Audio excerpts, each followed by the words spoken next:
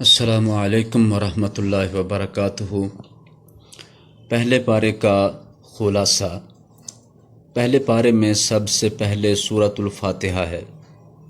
سورہ فاتحہ کے کئی سارے نام ہیں۔ کسی بھی سورت کے زیادہ نام اس بات پر دلالت کرتے ہیں کہ اس کی فضیلت زیادہ ہے، کیونکہ ہر نام کسی نہ کسی خاص وجہ اور خاص فضیلت کی وجہ سے ہے۔ سورۃ الفاتحہ کا فاتحہ نام اس لحاظ سے ہے کہ یہ قرآن پاک کا افتتاح کرنے والی، آغاز کرنے والی اور کھولنے والی ہے، جسے ہم عام لفظوں میں دیباچہ کہہ سکتے ہیں۔ تو قرآن پاک کا دیباچہ، قرآن پاک کا افتتاح اور آغاز جس سورہ سے ہوتا ہے اس سورہ کا نام ہے الفاتحہ۔ دوسرے نمبر پر اس سورہ کو الصلاۃ کہا جاتا ہے، نماز۔ یہ بھی اس وجہ سے ہے کہ ایک حدیث قدسی میں ہے کہ نبی کریم صلی اللہ علیہ وسلم اللہ تعالیٰ کے حوالے سے بیان فرماتے ہیں کہ اللہ تعالیٰ فرماتے ہیں، قسمت الصلاۃ بینی و بین عبدی، میں نے نماز اپنے اور اپنے بندے کے درمیان تقسیم کر لی ہے۔ جب میرا بندہ الحمدللہ رب العالمین کہتا ہے تو اللہ تعالیٰ جواب میں فرماتے ہیں، حمدنی عبدی، میرے بندے نے میری تعریف کی۔ الرحمن الرحیم بندہ پڑھتا ہے، اللہ تعالیٰ فرماتے ہیں، اثنا علی عبدی، میرے بندے نے میری ثنا کی۔ جب بندہ مالک یوم الدین کہتا ہے تو اللہ تعالیٰ جواب میں فرماتے ہیں، مجدنی عبدی، میرے بندے نے میری بزرگی بیان کی۔ اور جب بندہ کہتا ہے ایاک نعبد و ایاک نستعین، تو اللہ تعالیٰ اپنے بندے کی اس بات پر اتنا خوش اور راضی ہوتا ہے کہ اس بات پر فرماتا ہے کہ میرا بندہ جو کچھ مانگے گا میں اس کو عطا کر دوں گا۔ تو بندے کو اس وقت جو مانگنے کی تعلیم دی گئی ہے قبولیت کے وقت میں، اللہ کی خوشی اور رضا کے وقت میں، وہ ہے صراط مستقیم۔ ہم ہر نماز میں سورۃ الفاتحہ پڑھتے ہیں تو ہم ساری سورہ کے اندر جو چیز اللہ تعالیٰ سے طلب کر رہے ہوتے ہیں وہ ہے صراط مستقیم کی ہدایت۔ ہدایت بھی مانگتے اور ہدایت کس بات کی؟ صراط مستقیم کی۔ تو ہر مومن، ہر مسلمان نماز میں سینے پہ ہاتھ باندھ کے اللہ سے ایک ہی فریاد بار بار کرتا ہے، اللہ کی تعریفیں کر کے، اللہ سے عہد معاہدے کر کے، اہدنا الصراط المستقیم، ہمیں صراط مستقیم عطا فرما، ہمیں صراط مستقیم کی ہدایت عطا فرما۔ پورے قرآن میں سورتوں کے لحاظ سے سب سے افضل سورہ سورۃ الفاتحہ ہے، اور اس افضل سورہ میں کیا مانگا گیا ہے؟ وہ ہے صراط مستقیم کی ہدایت۔ صراط الذین انعمت علیہم، صراط مستقیم ایسا جس پر چلنے والوں نے انعام پایا۔ تو نے جن پر انعام فرمایا ہے ان لوگوں کے رستے پر چلا۔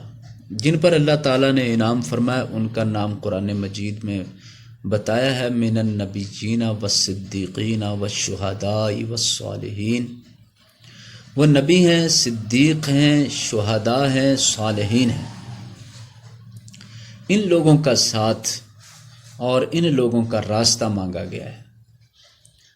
غیر المغضوب علیہم ولا الضالین، اور جن لوگوں پر تیرا غضب ہوا ان کا راستہ ہمیں نہ دینا، اور جن پر گمراہی ثبت ہو گئی اور وہ صحیح رستہ چھوڑ کر، ہدایت چھوڑ کر گمراہ ہو گئے، ایسے لوگوں کے رستے پر بھی ہمیں نہ ڈالنا۔ یہ ہے بہترین دعا، یوں کہہ لیں ساری دعاؤں میں سے اعلیٰ دعا تو ہدایت کی دعا ہے، جو ہم اللہ تعالیٰ سے اس طرح اللہ تعالیٰ کے ہی کلام پاک سے لے کر ہر نماز کے قیام کے اندر اللہ تعالیٰ کے سامنے دعا کرتے ہیں۔ یہاں دو باتیں اہم ہیں۔ ایک بات تو یہ ہے کہ اللہ تعالیٰ ایاک نعبد و ایاک نستعین پر اتنا خوش اور راضی کیوں ہوتے ہیں کہ جس کی بنا پر اللہ تعالیٰ فرمائے کہ اب میرا بندہ جو مانگے میں عطا کروں گا۔ یہ جملہ بڑا اہم ہے، بلکہ پوری سورہ کے اندر ساری سورہ کا ایک سرتاج جملہ ہے، اعلیٰ جملہ ہے جو اللہ کو بہت پسند ہے۔ اس جملے کے بعد اللہ تعالیٰ اپنے بندے پر راضی ہو کر فرماتا ہے جو تو مانگے گا میں عطا کروں گا۔ تو اس جملے کے اندر اصل میں ایک عہد پنہاں ہے، بلکہ کھلا عہد ہے، ایک وعدہ ہے۔ اللہ تعالیٰ نے وہ وعدہ اس طرح بنایا، ایاک نعبد، خاص تیری ہم عبادت کریں گے، تیرے علاوہ کسی کی عبادت نہیں کریں گے، وَإِيَّاكَ نَسْتَعِينُ، اور خاص تجھی سے مدد مانگیں گے، تیرے علاوہ کسی اور سے مدد نہیں مانگیں گے۔ عبادت میں اور مدد مانگنے میں صرف اور صرف تو ہی ہے، تو ہی لائق عبادت، تو ہی مدد کرنے کے قابل ہے۔ تو جب انسان یہ عہد کہتا ہے، یہ وعدہ کرتا ہے، تو اس وقت اللہ تعالیٰ کی رحمت جوش مارتی ہے، اللہ تعالیٰ کی رضا عروج پر ہوتی ہے، اللہ تعالیٰ خوش ہو جاتے ہیں، اور اللہ تعالیٰ ایسے بندے کے لیے ہر چیز عطا کرنے کا وعدہ فرما دیتے ہیں۔ تو یہ ایک عہد ہے جو نماز میں کیا جاتا ہے۔ اس عہد کو ساری زندگی نبھانا اور یاد رکھنا ہوتا ہے کہ اللہ کے ساتھ اب شرک نہ ہو جائے، کسی اور کی عبادت نہ ہو جائے، عبادت کی کوئی قسم اللہ کے سوا کسی کے لیے بھی جائز نہیں، اور اس کے ساتھ مدد مانگنا وہ بھی اللہ کے علاوہ کسی اور سے نہ ہو، خواہ کوئی کتنی بڑی طاقت والا یا کتنا بڑا نیک ہو۔ ما تحت الاسباب تو دوسروں سے استعانت لی جا سکتی ہے، ما فوق الاسباب کسی سے بھی مدد طلب نہیں کی جا سکتی سوا اللہ کے۔ لہذا ما فوق الاسباب یعنی بن دیکھے، بن جانے، بغیر کسی سامنے چیز کے غیبی طور پر کسی کو آواز دینا کہ وہ آپ کی مدد کرے، مشکل کو حل کرے، تو یہ درست نہیں ہے۔ جب انسان یہ وعدہ کرتا ہے تو اللہ تعالیٰ راضی ہوتا ہے، خوش ہوتا ہے۔ آخری بات، سورۃ الفاتحہ کے آخر میں آمین کہنا، اس پر بڑی فضیلت ہے۔ آپ صلی اللہ علیہ وسلم نے بھی آمین کہا، اور صحابہ سے بھی فرمایا کہ اذا قال الامام ولا الضالین فقولوا آمین، تو آمین کہا کرو۔ اس بات پر احادیث مبارکہ میں ہے کہ آپ صلی اللہ علیہ وسلم خود آمین جب فرماتے، مد صوتہ ورفعہ، آواز لمبی کر کے اور اونچی کر کے آمین فرمایا کرتے۔ بڑی فضیلت ہے۔ فرمایا کہ جس کی آمین فرشتوں کی آمین سے موافقت کر گئی، اس کے پچھلے سارے گناہ بخش دیے جائیں۔ فرشتوں کی آمین سے کب موافقت ہوتی ہے؟ جب امام ولا الضالین کہتا ہے، امام بھی اسی وقت آمین کہتا ہے، اور فرشتے بھی اسی وقت آمین کہتے ہیں، اور مقتدی بھی اسی وقت آمین کہنے کی پابند اور تعلیم دیے گئے ہیں۔ لہذا سورۃ الفاتحہ ایک اہم ترین سورہ ہے جس کو نماز کے لیے ضروری قرار دیا گیا، بلکہ اسی کو نماز کہا گیا ہے۔ تو نماز کے اندر سورۃ الفاتحہ پڑھنا لازم رکھا گیا ہے، وہ امام کے ساتھ ہو یا انفرادی نماز ہو، مرد کی یا عورت کی نماز، مسافر کی، حضر والے کی نماز، سب کے لیے سورہ فاتحہ پڑھنا نماز کے لیے لازمی ہے، ورنہ اس کے بغیر نماز نہیں ہوتی۔ صحیح احادیث میں یہ ساری باتیں موجود ہیں۔ سورۃ الفاتحہ کے بعد سورۃ البقرہ، جس کی بہت زیادہ فضیلت ہے۔ سورۃ البقرہ، اللہ تعالیٰ نے اس سورہ کی فضیلت اتنی رکھی ہے کہ قیامت کے دن سورہ البقرہ کو پڑھنے والے آئیں گے تو یہ سورہ ان کے اوپر سائبان بن جائے گی، ان کے لیے بادل کی طرح اوپر سایہ کرے گی، جب تک کہ اللہ تعالیٰ بخشش نہیں فرما دیتے اس وقت تک یہ سائے کی طرح اوپر رہے گی اور ساتھ ساتھ بندے کے اللہ کے دربار تک جائے گی۔ اسی طرح ایک حدیث میں ارشاد فرمایا سورۃ البقرہ پڑھا کرو، اس کے پڑھنے سے گھر کے اندر برکت ہوتی ہے، اور گھروں کو قبرستان نہ بناؤ، سورۃ بقرہ پڑھا کرو۔ یہ باتیں ارشاد فرمائی گئی ہیں۔ اور ایک اور حدیث پاک میں نبی کریم صلی اللہ علیہ وسلم کا یہ عمل مبارک بتایا گیا ہے کہ جب کوئی قافلہ آپ بھیجتے، کوئی لشکر بھیجتے، تو اس کا امیر منتخب کرنے کے لیے آپ صلی اللہ علیہ وسلم اس شخص کو منتخب فرما لیتے کہ جس کو سورۃ البقرہ پوری آتی ہے تو اسے آپ لشکر کا امیر بنا دیتے، اس لیے کہ سورہ بقرہ کے اندر سب سے زیادہ مسائل ہیں، سب سے زیادہ دین کے معاملات کو بیان کیا گیا ہے۔ آئیے ہم دیکھتے ہیں اس سورہ مبارکہ کے اندر کیا باتیں بیان کی گئی ہیں مختصر وقت کے اندر۔ سب سے پہلی بات، انسانوں کی 3 قسمیں کر دی گئی ہیں، مومن، کافر اور منافق۔ مومن کی صفتیں بھی بتائی گئیں کہ ایمان والے کیسے ہوتے ہیں، نماز پڑھتے ہیں، ایمان بالغیب رکھتے ہیں، بغیر دیکھے ان چیزوں کو مانتے ہیں جو اللہ اور اس کے رسول نے بیان فرمائی ہیں، آخرت کے معاملے ہیں، جنت جہنم کے ہیں، اللہ کی ذات کے معاملے ہیں۔ اسی طرح جو اللہ تعالیٰ نے ان کو مال عطا کیا اسے اللہ کی راہ میں خرچ کرتے ہیں۔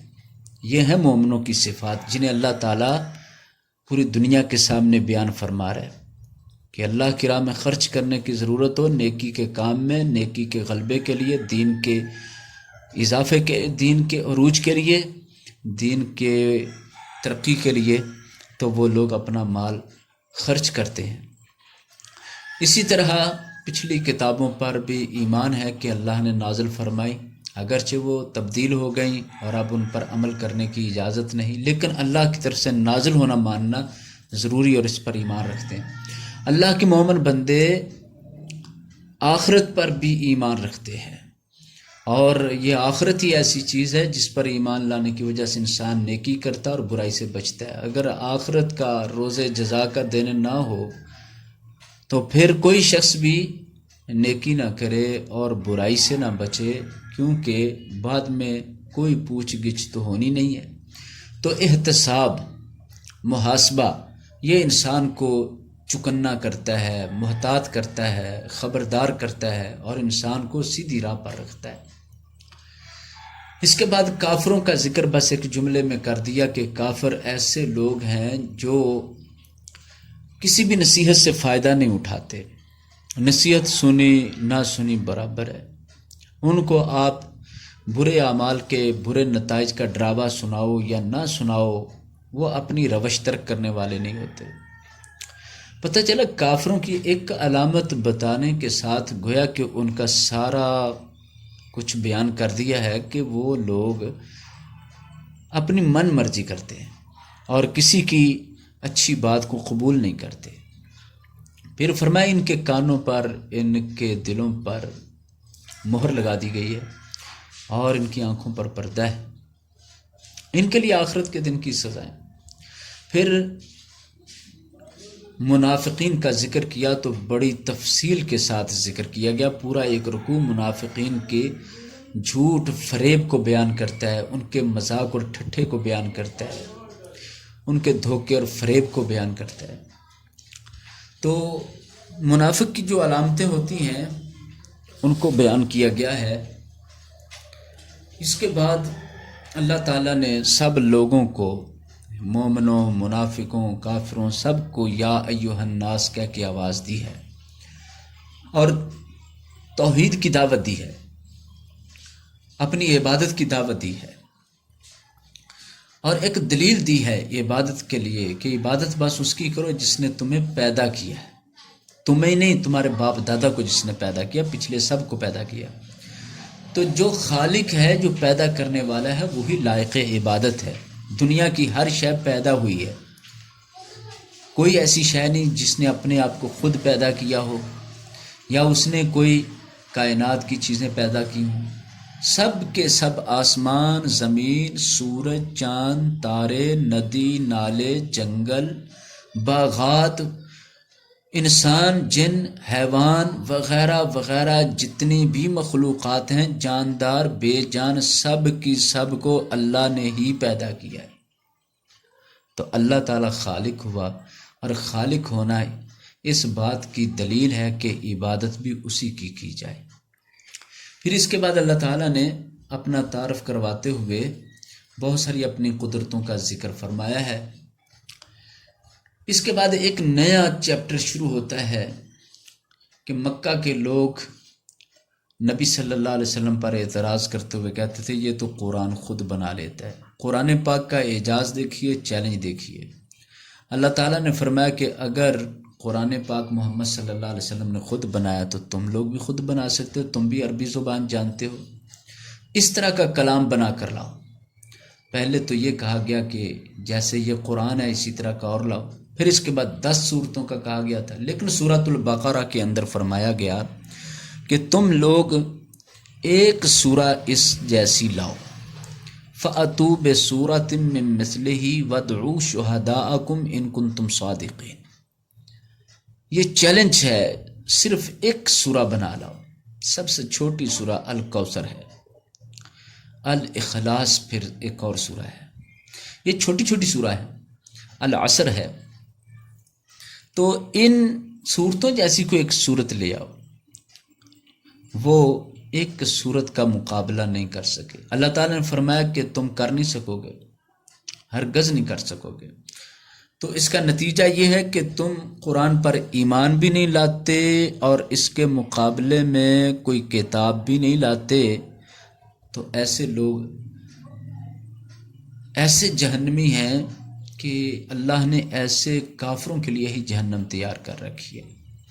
اللہ تعالیٰ جب منکرین کا ذکر کرتے ہیں تو اس کے ساتھ مومنین کا ذکر بھی فرماتے ہیں، برے لوگوں کا انجام سنانے کے ساتھ اچھے لوگوں کی تعریف اور ان کا اچھا نتیجہ بھی بیان فرماتے ہیں۔ تو جو لوگ اللہ کی کتاب پر ایمان لائے اور ایمان لانے کے بعد انہوں نے نیک اعمال کیے، تو ان لوگوں کے لیے اللہ تعالیٰ نے ایسی جنتیں رکھی ہیں جن کے نیچے سے نہریں بہتی ہیں، جن کے پھل دنیا کے پھلوں کی طرح کی شکل اور رنگ روپ ہوگا، لیکن ذائقے بہت اعلیٰ ہوں گے۔ وہاں ازواج مطہرہ بھی ہوں گی، تو اللہ تعالیٰ بڑے انعام عطا فرمائیں گے۔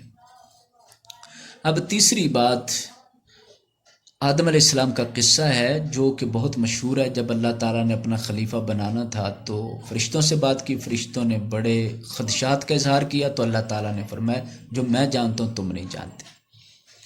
پھر اللہ تعالیٰ نے آدم علیہ السلام کو علم عطا فرمایا، اور علم کی بدولت فرشتوں پر برتری عطا فرمائی، پھر ان سے سجدہ کروا کر آدم علیہ السلام کی عزت و عظمت کو 4 چاند لگا دیے۔ لیکن وہاں ایک حسد کا مارا شیطان، جو فرشتہ تو نہیں تھا، جنوں میں سے تھا اور فرشتوں میں رہتا تھا، بہت اعلیٰ درجہ اس نے پایا، لیکن اللہ کا حکم تھا کہ آدم کو سجدہ کرو، تو اس وقت اس کو بڑا حسد ہوا اور بہت دل میں جلن اور غصہ ہوا، جس کی بنا پر وہ متکبر ہو گیا اور اس نے سجدہ کرنے سے انکار کر دیا، کافروں میں سے ہو گیا۔ اللہ تعالیٰ نے اس سے بھی نکال دیا۔ بعد میں آدم علیہ السلام کو جنت میں، پھر ان کی بیوی، آخر کار شیطان نے وسوسے ڈال کر، خیالات دل میں، بہکاوے دل میں ڈال کر دھوکہ دیا اور کہنے لگا کہ تم اس درخت کو کھا لو جس سے اللہ نے منع کیا نا، اس سے فرشتہ بن جاؤ گے، ہمیشہ رہنے والے بن جاؤ گے، میں تمہارا خیر خواہ ہوں۔ آدم علیہ السلام اس کی باتوں میں آ گئے اور اللہ تعالیٰ کی بات بھول گئے، وہ درخت چکھ بیٹھے، فوراً جنت کے لباس اتر گئے، جنت سے نکلنے کا حکم ہو گیا، آدم علیہ السلام کو زمین پر بھیج دیا گیا، شیطان کو بھی زمین پر بھیج دیا گیا۔ آدم علیہ السلام نے رو رو کر اللہ تعالیٰ سے بخشش کی دعائیں کی، معافی مانگی، اللہ نے خود معافی کے الفاظ بھی سکھائے۔ تو وہ الفاظ یہ تھے، ربنا آتنا فی الدنیا، ربنا ظلمنا انفسنا وان لم تغفر لنا وترحمنا لنکونن من الخاسرین۔ اے ہمارے پروردگار، ہم اپنی جانوں پر ظلم کر بیٹھے، اگر تو نے ہمیں معاف نہ فرمایا اور ہم پر رحم نہ فرمایا تو ہم ظالموں میں سے ہو جائیں گے، خسارہ پانے والوں میں سے ہو جائیں گے، گھاٹا پانے والوں میں سے ہو جائیں گے۔ اللہ نے ان کی دعا کو قبول فرما کے معافی عطا فرما دی اور ان کو پھر اپنا محبوب بندہ بنا لیا۔ شیطان نے کیونکہ معافی نہیں مانگی بلکہ تکبر کیا، عذر بہانے سنانے لگ گیا اور کٹ حجتی کرنے لگا، بحث کرنے لگا، اللہ تعالیٰ نے اس کو اپنی رحمت سے ہمیشہ کے لیے محروم کر دیا۔ اس واقعہ کے اندر ایک بڑا سبق ہے کہ آدم علیہ السلام سے بھی غلطی ہوئی اور شیطان سے بھی غلطی ہوئی۔ آدم علیہ السلام نے معافی مانگی، ندامت اختیار کی تو اللہ نے ان کو معافی دے دی اور ان کا رتبہ قائم رکھا، جبکہ شیطان نے معافی نہیں مانگی اور تکبر کرنے لگا تو اللہ نے اس کو ذلیل اور رسوا کر کے اپنے دربار سے نکال دیا اور رحمت سے محروم کر دیا۔ اللہ تبارک و تعالی معافی مانگنے والوں کو، عاجزی کرنے والوں کو پسند فرماتا ہے۔ ہم آدم علیہ السلام کی اولاد ہیں تو ہمیں بھی یہی تعلیم دی گئی کہ آپ سے غلطی ہو جائے تو آپ اللہ سے معافی مانگنے میں دیر نہ کیجیے۔ اللہ تعالیٰ بڑا بخشنے والا مہربان ہے، معافی سچے دل سے ہو تو اللہ تعالیٰ بھی جلدی معافی عطا فرما دیتا ہے۔ اس کے بعد اگلا چیپٹر شروع ہوتا ہے بنی اسرائیل کی نافرمانیوں کا۔ بنی اسرائیل کا ذکر پہلے پارے میں موجود ہے۔ انہوں نے بہت زیادہ نافرمانیاں کی، بہت زیادہ بغاوتیں کی، جانتے بوجھتے غلط رستے اختیار کیے، صحیح رستے کو ترک کیا، نبیوں کی شان میں بے ادبی کی، نبیوں کو ستایا، اللہ تعالیٰ کے احکام کو انہوں نے پھینک دیا اور ان کی پرواہ نہ کی۔ اللہ تعالیٰ نے ان کے جھوٹے گمان جو انہوں نے بنا رکھے تھے کہ ہم تو جنت ہی جائیں گے، ہم اللہ کے بیٹے ہیں، ہم اللہ کے محبوب ہیں، اللہ تعالیٰ ہم پر بڑا راضی ہے، ان ساری باتوں کا رد فرما دیا اور فرمایا کہ اس آخرت کے دن سے ڈر جاؤ جس دن کوئی تعلق کام نہیں آئے گا، کوئی مال و دولت کام نہیں آئے گا، کوئی بچانے والا پاس نہیں آئے گا، کوئی مدد کرنے والا نہیں آ سکے گا۔ ایک طرف آخرت کا ڈر دیا تو ساتھ نعمتیں یاد کرنے کا بھی حکم دیا کہ اللہ کی نعمتوں کا، احسانات کا شکر ادا کرتے ہیں، نہ شکرے نہیں بنتے، احسان فراموش نہیں بنتے۔ ہر طرح سے اللہ تعالیٰ نے ان کو ہدایت دینے کے لیے سمجھایا، لیکن ان لوگوں نے ہمیشہ ہی اپنی غلطیوں کی سزائیں پائیں اور کبھی ان کو ذلیل بندر بنا دیا گیا ہفتے کے دن کی ناقدری کرنے کی وجہ سے، اور کبھی ان کے سروں پر پہاڑ طور کھڑا کر دیا گیا، کبھی ان کے اوپر کسی طرح کی سزا اور کبھی کسی طرح کا عذاب نازل کیا جاتا رہا۔ بہرحال اللہ کے غضب کا شکار رہے۔ اب اس سے اگلا چیپٹر حضرت ابراہیم علیہ السلام کا شروع ہو جاتا ہے کہ ابراہیم علیہ السلام نے اپنے بیٹے کے ساتھ مل کر خانہ کعبہ کی تعمیر فرمائی۔ یہ اللہ کا حکم تھا، اللہ نے جگہ بتائی، اللہ نے ہی ساری رہنمائی فرمائی۔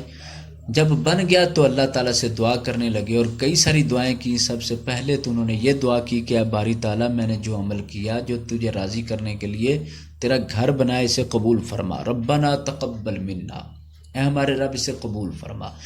اس سے یہ سبق ملتا ہے کہ نیک اعمال کرنے کے بعد ہمیں ان کی قبولیت کی فکر کرنی ہوگی اور قبولیت کے لیے دعا اور التجا اللہ سے کرنی چاہیے، کیونکہ کتنا بڑا نیک عمل ہو اگر قبول نہ ہو تو ضائع ہے، اور اگر قبول ہو جائے تو پھر اس پر اجر اور جزا ملتی ہے۔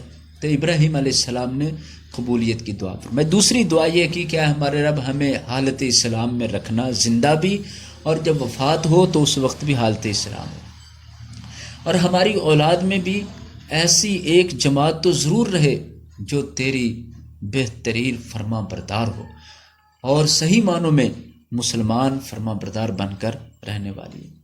ایک اور دعا ارشاد فرمائی، اے باری تعالیٰ اس مکہ میں یا اس جگہ پر ایک رسول بھیج دے۔ اے رسول کی دعا کی، مفسرین کے مطابق یہ رسول اللہ صلی اللہ علیہ وسلم کے حوالے سے دعا پوری ہوئی ہے، اور آپ صلی اللہ علیہ وسلم نے بھی فرمایا کہ میں اپنے باپ ابراہیم علیہ السلام کی دعا کا ثمر بن کر آیا ہوں۔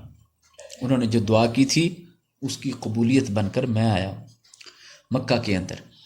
تو ابراہیم علیہ السلام نے یہ دعا کی کہ اللہ ایک رسول بھیج دے جو ان کو تیری آیتیں پڑھ کر سنائے اور ان کو تعلیم دے کتاب و حکمت کی، اور پھر ان کو گناہوں سے پاک اور صاف کر کے ان کا تزکیہ بھی فرمائے۔ یہ دعا کی ابراہیم علیہ السلام نے، اس طرح دعائیں کی۔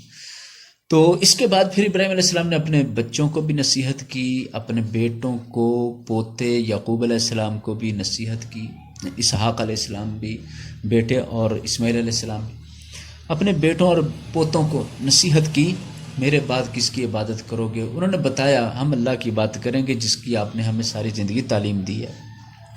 پتہ چلا کہ والدین اپنی اولاد کو دین کے معاملے میں پوچھتے رہیں، جس طرح کہ حضرت ابراہیم علیہ السلام نے اپنی اولاد کو اور اپنے پوتے کو پوچھا ہے۔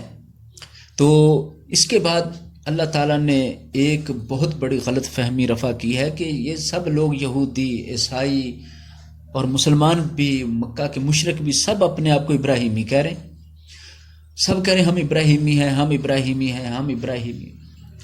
تو بتایا کہ ابراہیم علیہ السلام کے ساتھ نسبت جوڑنے سے اللہ تعالیٰ راضی نہیں ہوتا، نہ اس طرح نسبت جوڑنے کا کوئی فائدہ ہے، بلکہ ابراہیم علیہ السلام سے اس کی سچی نسبت ہے یا اس کو نسبت فائدہ دے گی جو ان کی تعلیمات پر چلتا ہے، جو ان کے عقیدے اور نظریے کے مطابق اپنی زندگی بسر کرتا ہے۔ لہٰذا خالی نسبتیں کسی بھی نیک انسان سے کریں یا کسی پیغمبر سے کریں، کسی ولی سے کریں، ان کا کوئی فائدہ نہیں جب تک کہ ان کی تعلیمات کے مطابق نہ چلا جائے، وہ تعلیمات جو اللہ نے نازل فرمائی ان کی پیروی نہ کی جائے۔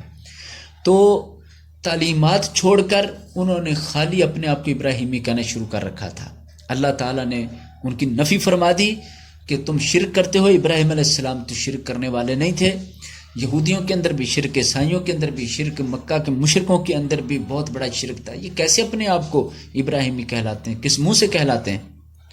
لہٰذا پتہ چلا کہ خالی خالی دعویٰ کرنا اور اس طرح کی نسبتیں جوڑنا یہ کسی طرح بھی مناسب نہیں ہے، یہ کسی طرح بھی درست نہیں ہے، اور ان کا کوئی فائدہ نہیں ہے۔ اصل بات بننی ہے عمل سے۔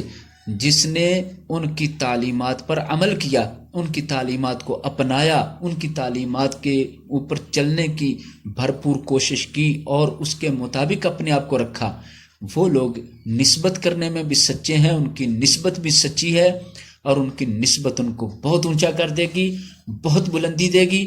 یقیناً نسبت انسان کو فائدہ دیتی ہے، لیکن اگر یہ نسبت صرف الفاظ میں ہو، خالی دعووں میں ہو، تو پھر اس کا کوئی فائدہ نہیں۔ اس طرح کی نسبت کرنے والوں کو، ابراہیمی کہلانے والوں کو اللہ تعالیٰ نے صاف طور پر منع کر دیا۔ اللہ تعالیٰ نے آخر میں فرمایا وہ ایک جماعت تھی جو پیغمبروں کی جماعت تھی، ابراہیم، اسماعیل، اسحاق اور یعقوب علیہم السلام اور ان کی اولادیں، وہ سب دنیا سے چلے گئے۔ اگر ان لوگوں نے دنیا سے جب چلے گئے تو ان کی وجہ سے ان کے عمل ان کے ساتھ اور تمہارے عمل تمہارے ساتھ ہیں۔ اپنے اپنے عمل کا بدلہ پانا ہے، اپنے عمل کی جزا پانی ہے۔ اللہ تعالی ہمیں اس پہلے پارے کے اسباق سے فائدہ اٹھانے کی توفیق عطا فرمائے۔ وما علیہ البلاغ۔